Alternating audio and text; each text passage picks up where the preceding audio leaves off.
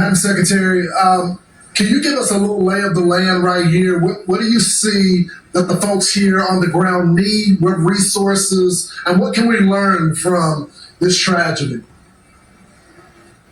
Well, this is a horrific situation, Lawrence. I mean, you're seeing it firsthand today. I was there on Saturday and spent my time with the governor and the emergency management responders and a lot of the families that have been impacted. Some of the parents of those kiddos at Camp Mystic as well. It was absolutely devastating. So we responded immediately as soon as the request came in with Coast Guard assets, with Customs and Border Protection assets that were specially trained for these kind of rescue missions. Also, FEMA has been activated and at an enhanced level. The partnership between the federal government and the state and those local officials is very tight and working hard to make sure that we're bringing some relief to these families and finding people and reuniting people with victims of this flood as soon as possible.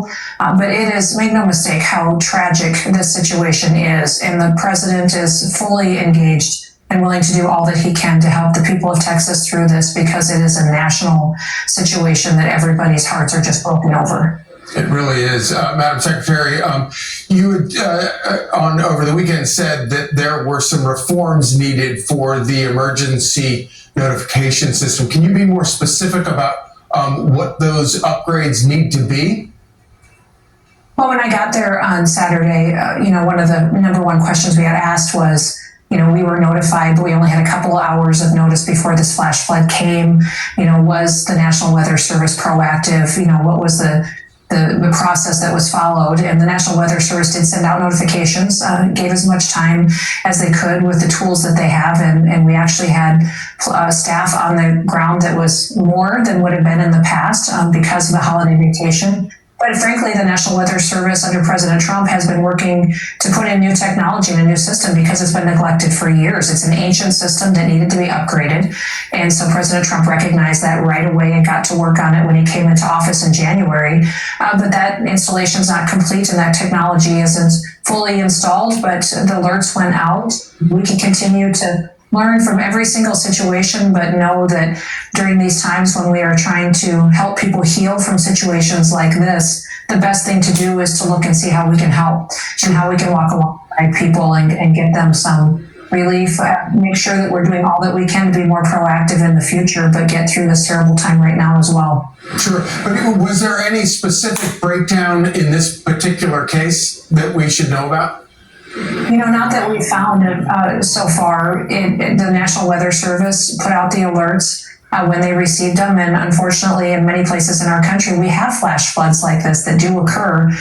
And the notification was proactive and out there. Would everybody like more time? Absolutely. In so many situations when we see terrible events like this and these natural weather disasters, more notification is always extremely helpful. This situation was especially tragic because of the location, because of the holiday weekend, because of these kids in these camps that were impacted along the Guadalupe River, and the loss of life is just devastating. We know the numbers are continuing to rise, and we have been prepared for that, but boy, for those families that are sitting there waiting for word, their hearts are just broken, absolutely broken. Madam Secretary, you stood next to the president as he talked about dismantling FEMA in favor of greater autonomy and targeted resources under the control of state and local officials. Does this tragic situation underscore that need for you, or does that change that dynamic of what would work best moving forward?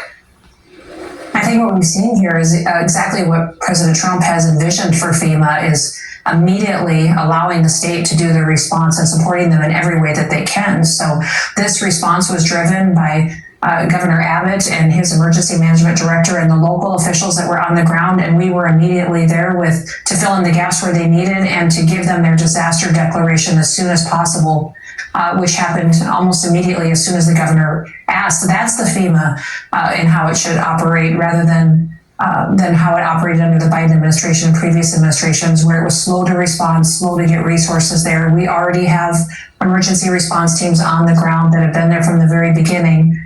And then we want to empower the states to do the response that's necessary to best serve their people. So, the FEMA that President Trump wants in place is one that takes care of people, but also empowers those people who live in those communities that know how best to respond to have the authority to do so.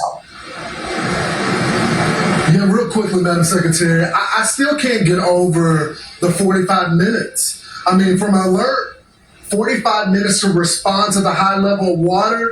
I mean, I had one of your swimmers on, we had on Fox and Friends for the Coast Guard, and he said he didn't feel safe getting in that water. So how can we expect, kids to respond in 45 minutes?